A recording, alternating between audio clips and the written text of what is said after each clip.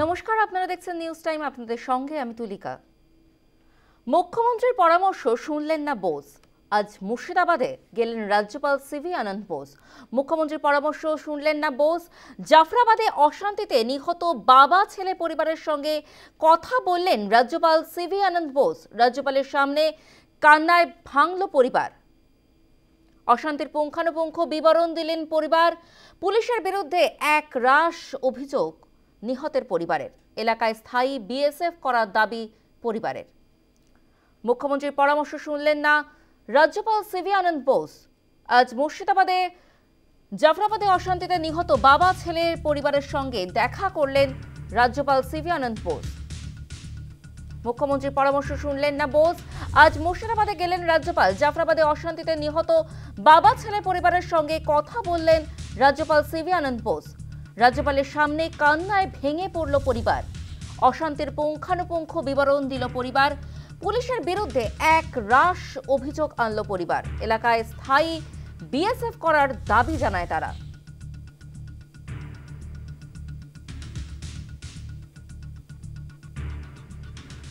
মুখ্যমন্ত্রীর পরামর্শ শুনলেন না বোস। আজ মুর্শিদাবাদে গেলেন রাজ্যপাল সিভি আনন্দ বোস। মুর্শিদাবাদ থেকে প্রতিবেদন তুলে ধরেছে প্রতিনিধি মোহাম্মদ রফি।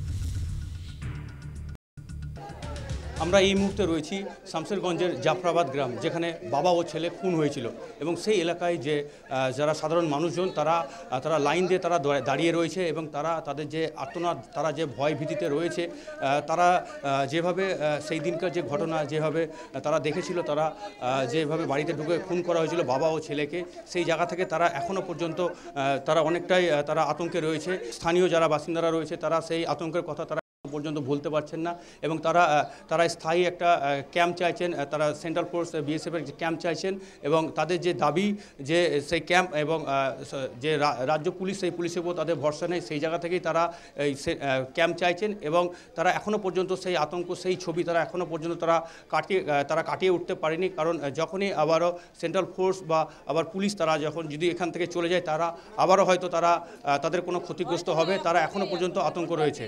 মুর্শিদাবাদের জাফরাবাদ থেকে মোহাম্মদ রফির রিপোর্ট, নিউজ টাইম।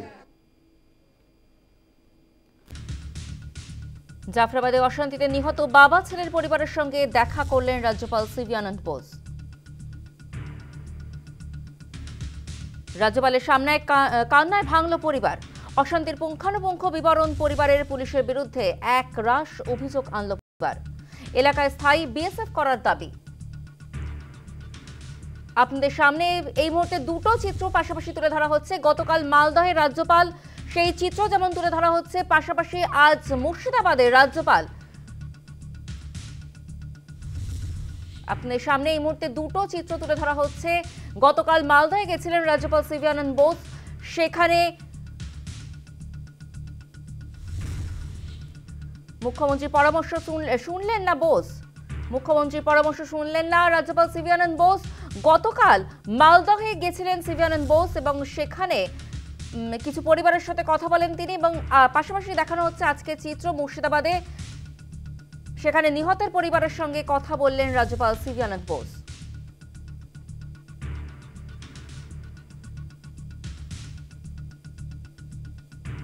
আমাদের সাথে ফোন লাইনে রয়েছে আমাদের প্রতিনিধি মোহাম্মদ রফি। রফিক, কি জানা যাচ্ছে আজকে রাজ্যপালের কি কি কর্মসূচি রয়েছে?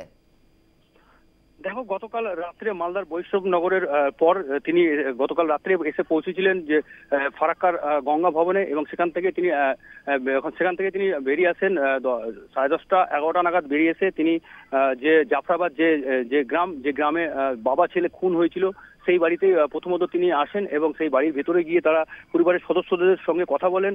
পাশাপাশি পরিবার সদস্যদের তাদের কি অভাব, কি অভিযোগ, তারা কিভাবে রয়েছেন সমস্ত বিষয়ে কথা বলেন। এরপরেও যেটুকু যারা বাড়ির সদস্য এবং গ্রামবাসী যারা রয়েছে তাদের একটাই দাবি যে তারা একটি স্থায়ী বিএসএফ ক্যাম্প চাইছে। কারণ সেই দিনে যে ঘটনা ঘটেছিল, যে হিংসার ঘটনা, তাতে তারা এখনো পর্যন্ত আতঙ্কিত রয়েছে এবং অনেকেও এখনো ঘর ছাড়া রয়েছেন। বাড়িতে অনেকে এখনো পর্যন্ত এই জাফরাবাদ গ্রামে তারা কেউ থাকেন না। সেই জায়গা থেকে তারা রীতিমতো আতঙ্কিত রয়েছেন। তারা রাজ্যপালের কাছে একটাই তারা দাবি জানিয়েছেন। তাদের দাবি যে একটাই, যে স্থায়ী বিএসএফ ক্যাম্প, তা না হলে তারা এই গ্রামে তারা থাকতে পারবে না। মানে যে কোনো মুহূর্তে তাদের যে প্রাণহানি বা যা আতঙ্ক, সেই আতঙ্ক রয়েছে। ইতিমধ্যে রাজ্যপাল জাফরাবাদ গ্রামের বাবা ছেলে খুনের বাড়িতে গিয়ে ভেতরে কথা বলার পর পাশাপাশি আরো যে সমস্ত বাড়ি ক্ষতিগ্রস্ত হয়েছে সেই সমস্ত বাড়ির ভেতরেও তিনি যান এবং সেই সমস্ত বাড়ির সদস্যদের সঙ্গে কথা বলছেন। ইতিমধ্যেই রাজ্যপালের এই যে জাফরাবাদে যখন থেকে তিনি এসছেন তারপরে তিনি জাফরাবাদে পুরো গ্রাম তার সঙ্গে একসঙ্গেই তারা বেরিয়েছেন এবং তারা চাইছেন যে তাদের নিরাপত্তা, তাদের যে শান্তি, গ্রামে আবারও শান্তি ফিরে আসুক। সেই জায়গা থেকে রাজ্যপালের কাছে তাদের একটাই দাবি, তাদের এখানে স্থায়ী ক্যাম্প করা হোক। ধন্যবাদ রফি। রাজ্যপাল কি বলছেন শোনাবো আপনাদের।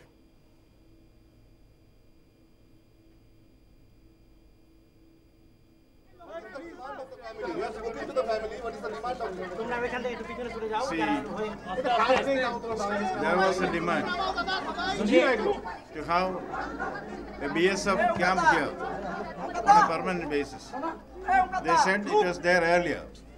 Then they had some protection. Now they want to have a sense of security, and certainly some other, demands or whatever suggestions given by them. All this will be considered. I will take it up with the government of India and the state government for appropriate action. I will follow it up. I have also asked them, feel free to talk to me directly. The direct phone number has also been given. We will be in touch with them. Certainly, very effective, proactive steps will be taken. See, what they need is, they said we want justice. They will get justice. We want peace. They will have peace. Certainly, we will do everything that is possible to build up a sense of security. They don't have any faith on local police. They only want that BSF camp to be settled here, as because 4 to 5 hours police didn't came when the attack was going on. So all their complaints I have listened to. I will analyze it. We have all our sympathetic understanding of what they want. We will do all our best to see that they get justice. Sir, you went to Malda, you went to Murshidabad. What is your assumption about this whole violence and how you see it, and what you think that has to be done? The other issues we will address separately. They have no faith on local police. Thank you.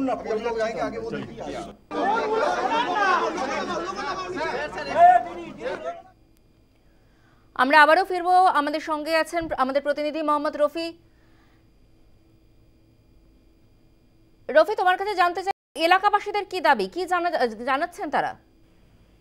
দেখো, এলাকাবাসীরা যারা যে ওই দিনের যে ঘটনা, সেই ঘটনা থেকে তারা এখনো পর্যন্ত সেই আতঙ্কের গ্রাস তারা এখনো পর্যন্ত কাটিয়ে উঠতে পারেনি।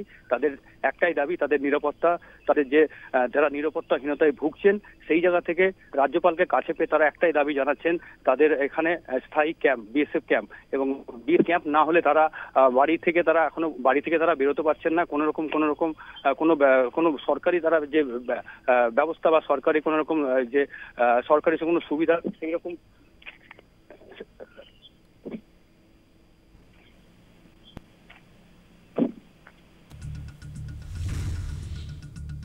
রাফি, তুমি যেমনটা জানাচ্ছিলে, রাফি তুমি শুনতে পাচ্ছ? একদমই শুনতে পাচ্ছি। তারা কোন রকম সরকারি কোনো তারা সুবিধা কোনো কিছুই তারা পায়নি। সেই জায়গা থেকে তারা এখনো পর্যন্ত আতঙ্কিত রয়েছে। রীতিমতো বাড়ি ঘর সবকিছু ভেঙে যাদের তছনছ হয়ে গেছে, পুড়িয়ে ফেলা হয়েছিল, সেই সব বাড়ি যারা সদস্য তাদের একটাই দাবি যে তাদের এখানে স্থায়ী ক্যাম্প করা হোক। কারণ এই জায়গাটা, এই গ্রাম এখনো মনে হচ্ছে যে শুনশান। সেরকম একটু আগেই এই গ্রামে রাজ্যপাল তিনি সশরীরে এসেছিলেন এবং তখনই একগুচ্ছ মানুষ তারা বেরিয়ে এসেছিলেন। এখন এখান থেকে অন্যত্র যাওয়ায়, রাজ্যপাল চলে যাওয়ায় এই গ্রাম পুরোপুরি শূন্য হয়ে গেছে। তাতেই বোঝা যাচ্ছে যে মানুষের যে আতঙ্ক, মানুষের যে চোখে মুখে যে আতঙ্কের ছাপ, তাতে তারা ঘর শূন্য হয়ে তারা রয়েছেন। তারা একটাই দাবি জানাচ্ছেন যে তাদের যে নিরাপত্তা, সেই নিরাপত্তার কারণে তারা বিএসএফ যে স্থায়ী ক্যাম্প, সেই স্থায়ী ক্যাম্পের দাবি জানাচ্ছেন রাজ্যপালকে। বেশ রফি, আপাতত ধন্যবাদ।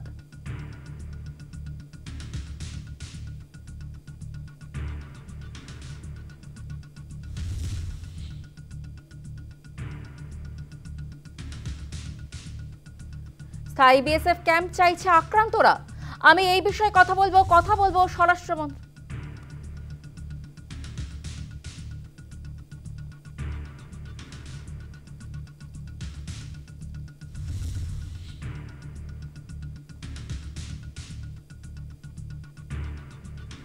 মুর্শিদাবাদের জাতীয় মহিলা কমিশন ধুলিয়ান এবং জাফরাবাদ পরিদর্শন করবেন জাতীয় মহিলা কমিশন। ধুলিয়ানের বেদবোমা গ্রামে যায় এনসিডব্লিউ।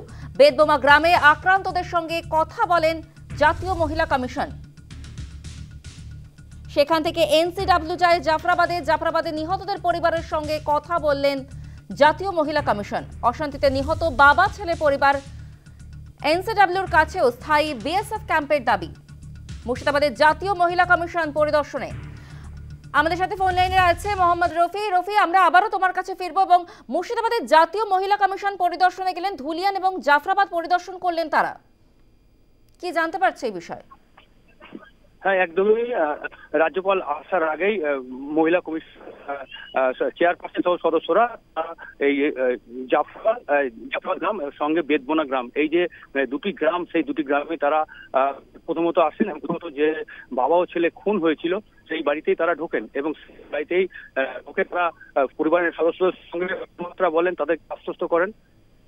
তাদের বক্তব্য একটাই বক্তব্য যে তাদের কারণ কারা নিরাপত্তাহীনতায় ভুগছে এবং অপরদিকে মহিলা কমিশনের তাদের কাছেও তাদের একটাই দাবি যে তাদেরকে নিরাপত্তা দেওয়ার কারণে এখানে স্থায়ী বিএসএফ ক্যাম্প। কারণ তারা যে আতঙ্কের মধ্যে তারা এখনো পর্যন্ত রয়ে আছে, যে সেই জায়গা থেকে তারা সব রকমই যে ধরনের আতঙ্কের ছবি তারা দেখেছিল সেই সময়, সেই দিনের ঘটনায়, সেই ঘটনাতে এখনো পর্যন্ত এই যে গ্রাম জাফরাবাদ বেদবোনা গ্রাম, এই দুটো গ্রামে সেইভাবে প্রায় মানুষজন মানে মানুষ শূন্য গ্রাম যাকে বলা যায় সেই রকম পরিস্থিতি।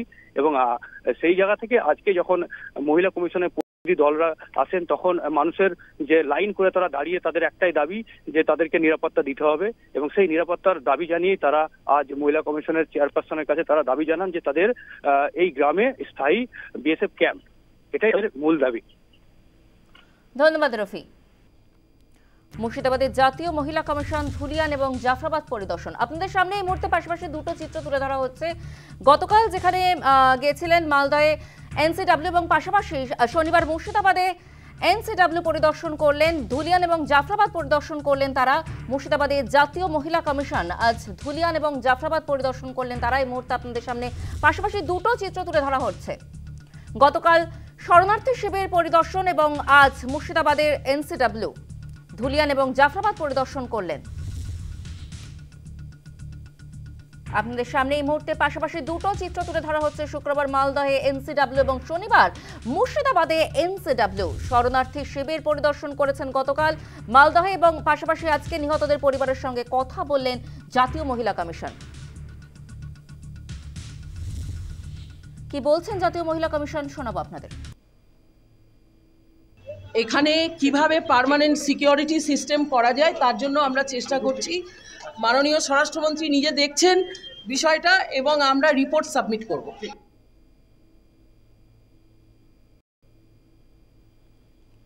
মুর্শিদাবাদের জাতীয় মহিলা কমিশন ধুলিয়ান এবং জাফরাবাদ পরিদর্শন, কি বলছেন স্থানীয় বাসিন্দারা শোনাবো আপনাদের। আতঙ্কে আমরা বাড়িতে ঘুমাতে পারছি না, আমাদের না আছে দরজা জানালা কিছু নেই, সবে আমরা ঘরটা করেছি কিন্তু আমরা বাড়িতে কেউ থাকতে পারছি না, অন্যজনের বাড়িতে ঘুমাচ্ছি।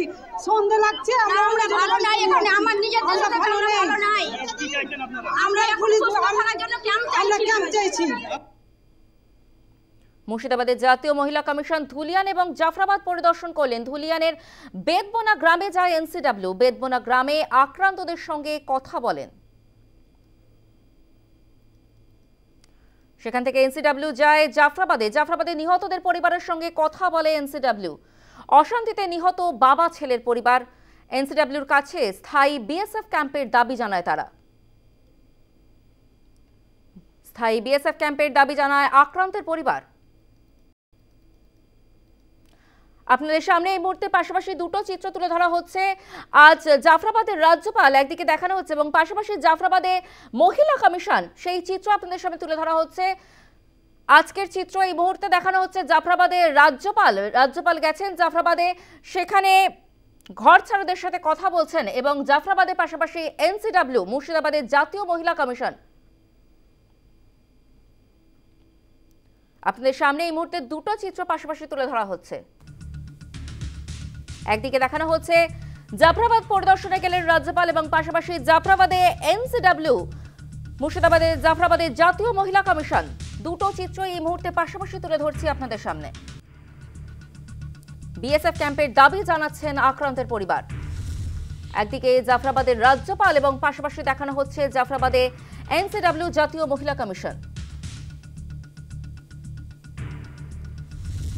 রাজ্যপাল হন বা জাতীয় মহিলা কমিশন, সবার কাছে একটাই দাবি, এলাকায় স্থায়ী বিএসএফ ক্যাম্প চাই। আপনাদের সামনে এই মুহূর্তে পাশাপাশি দুটো চিত্র তুলে ধরা হচ্ছে। একদিকে যেমন জাফরাবাদে রাজ্যপাল গেছেন সেই চিত্র তুলে ধরছি, পাশাপাশি জাফরাবাদে এনসিডব্লিউ মহিলা কমিশন পরিদর্শন করতে গেছেন সেই চিত্র তুলে ধরা হচ্ছে। রাজ্যপাল হন বা জাতীয় মহিলা কমিশন, সবার কাছে একটাই দাবি, এলাকায় স্থায়ী বিএসএফ ক্যাম্প চাই। তাহলে কি পুলিশের ওপর আস্থা নেই? রাজ্য প্রশাসনে কেন আস্থা নেই স্থানীয় বাসিন্দাদের? এই প্রশ্নগুলোই বারবার উঠে আসছে। রাজ্যপাল হন বা জাতীয় মহিলা কমিশন, সবার কাছে একটাই দাবি, এলাকায় স্থায়ী বিএসএফ ক্যাম্প চাই। তাহলে কি পুলিশের ওপর আস্থা নেই? রাজ্য প্রশাসনে কেন আস্থা নেই স্থায়ী বাসিন্দাদের? এই প্রশ্নই বারবার উঠে আসছে। আমাদের সঙ্গে টেলিফোন লাইনে রয়েছেন প্রাক্তন বিএসএফ কর্তা এসকে মিত্র। আপনাকে নিউজ টাইমে স্বাগত। রাজ্যপাল হন বা জাতীয় মহিলা কমিশন, সবার কাছে একটাই দাবি জানাচ্ছে, স্থায়ী বিএসএফ ক্যাম্প চাই। তাহলে কি পুলিশের ওপর আস্থা নেই? কি বলবেন এই বিষয়ে? এতে বলবো যে বিএসএফ প্রুভ করেছে যে দে আর ইম্পার্শিয়াল, দে আর প্রফেশনাল এবং তারা দে মিন বিজনেস। সুতরাং সেই জায়গাটায় যখন দেখা যাচ্ছে যে গ্রামের লোকেরা যারা সন্ত্রস্ত, যারা ওখানে থাকতে ভয় পাচ্ছে, তারা বিএসএফ কে আঁকড়ে ধরার চেষ্টা করছে, জানে যে এরা আমাদের বাঁচাতে পারে।